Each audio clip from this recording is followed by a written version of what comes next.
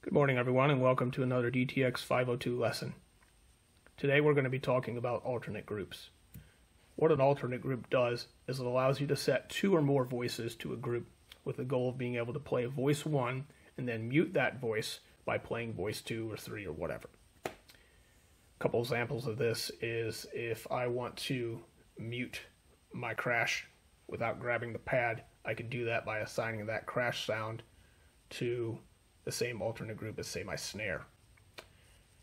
Then once that group is set up, I can hit my crash, and if I want to mute it, I don't have to grab the pad. I can just hit my snare drum and it immediately mutes the sound.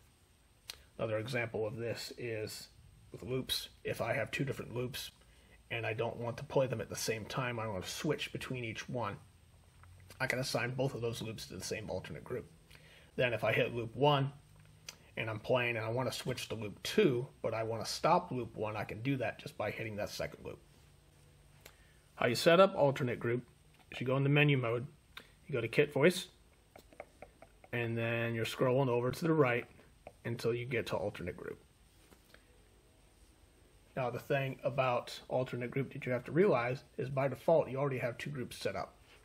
Hi-hat close, which includes all of your close sounds, and then hi-hat open, which includes all of your open sounds for your hi-hat. There are 9 other groups. You get to them by scrolling. So there's a lot of possibilities with this. Today we're going to set up 3 groups. Group 1 is going to include snare drum and the crash edge. Now I can hit my crash and then mute my crash by hitting my snare, because hitting my snare mutes that voice. Group 2 is going to be the kick drum and my ride cymbal edge. That's my crash 2. Now, if I hit my ride cymbal edge to get that crash 2 sound, I can hit my kick drum and that will mute that crash voice. Again, with both of these groups, I do not have to grab the pad to mute the crash. I do that by hitting my snare drum for group 1 or my kick drum for group 2. Group 3 is going to be a couple different loops. I'll scroll back to show you what those are. On pad 8, I've got a skate punk loop. On tom 3, I have a heavy metal loop. I want to play skate punk for a while, but after a while I want to switch to heavy metal, and maybe I want to do that in the same song. So I'm going to go back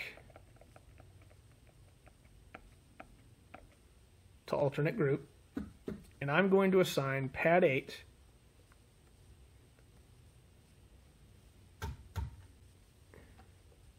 and tom 3 to alternate group 3. Now I can play skate punk and then stop skate punk and start heavy metal just by hitting that other pad. And if I'm done playing heavy metal for a while and I want to go back to skate punk, all I have to do is hit pad 8. I'll show you what that looks like here. I'm playing skate punk for a while. That immediately stops heavy metal, or stops skate punk rather, and goes to heavy metal. Done with heavy metal, hit skate punk. If you guys got any questions about this stuff, you can feel free to ask them in the comments below. I'm going to conclude the video by showing some playing examples of how this works practically. Thanks for watching.